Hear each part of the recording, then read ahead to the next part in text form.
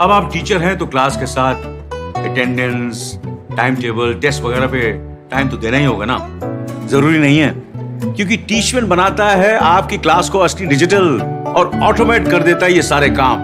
इसलिए तो कहते हैं कि टीचमेंट पे टीचिंग आसान है। आज ही डाउनलोड करें टीचमेंट।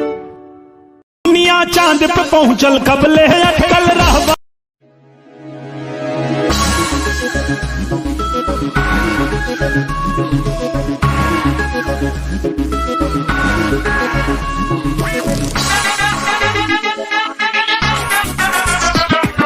रंग के फुहार बा, आइल से ओहार बा, जहाँ देखा वहाँ बस होली के बहार बा। तेलुगु बदल गईल, बंगला बदल गईल, नेशनल अवार्ड में मराठियों भी चल गईल। नेशनल अवार्ड में मराठियों भी चल गईल। नेशनल अवार्ड में मराठियों भी चल गईल। चार सीढ़ी नीचे रहे, हमनी से पीछे रहे, वो आज देखब तो बहुत आगे चल गईल।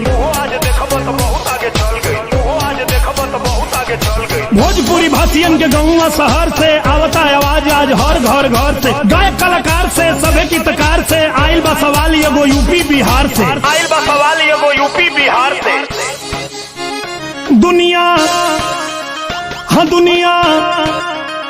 दुनिया चांद पे पहुंचल कबले अटकल रहबा चोली में। दुनिया चांद पे पहुंचल कबले अटकल रहबा चोली में। छोड़ा फुहर कब बढ़िया कुछ गावा लोग होली में। छोड़ा फुहर कब बढ़िया कुछ गावा लोग होली में।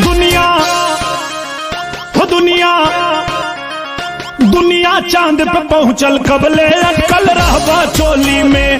दुनिया चांद पे पहुंचल कबले अटकल रहबा चोली में। दुनिया चांद पे पहुंचल कबले अटकल रहबा चोली में।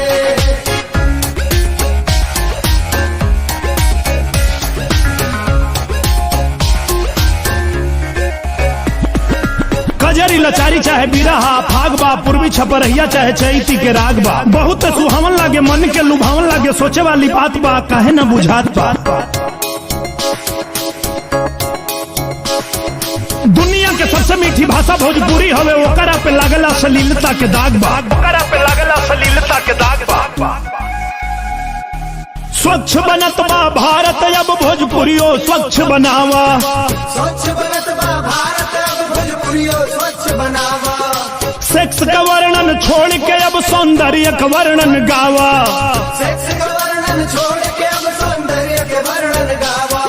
सबसे गंदा के गाई जनी ऐसन होड़ लगावा। पूरा घर परिवार सुने कुछ ऐसन गीत सुनावा। बहुत भइल तुकबंदी अपन राखा झोली में। दुनिया चांद पे पहुंचल कबले अटकल रहबा चोली में। दुनिया चांद पे पहुंचल कबले अटकल रहबा चोली में। दुनिया चांद पे पहुंचल कबले अटकल रहबा चोली में।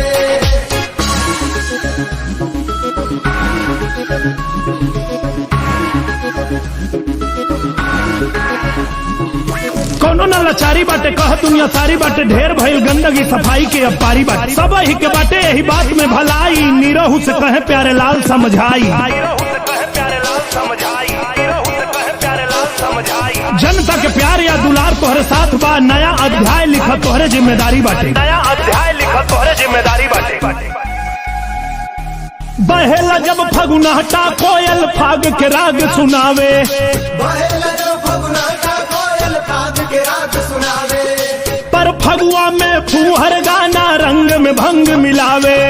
पर फगुआ में फूहर गाना रंग में भंग मिलावे। प्यार के बा त्योहार जो गिरा सारा रारा गाके। होली के दिन दुश्मन के भी प्यार से गले लगा के।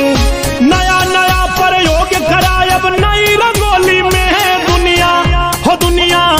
दुनिया चांद पे पहुंचल कबले अटकल रहबा चोली में। दुनिया चांद पे पहुंचल कबले अटकल रहबा चोली में। दुनिया चांद पे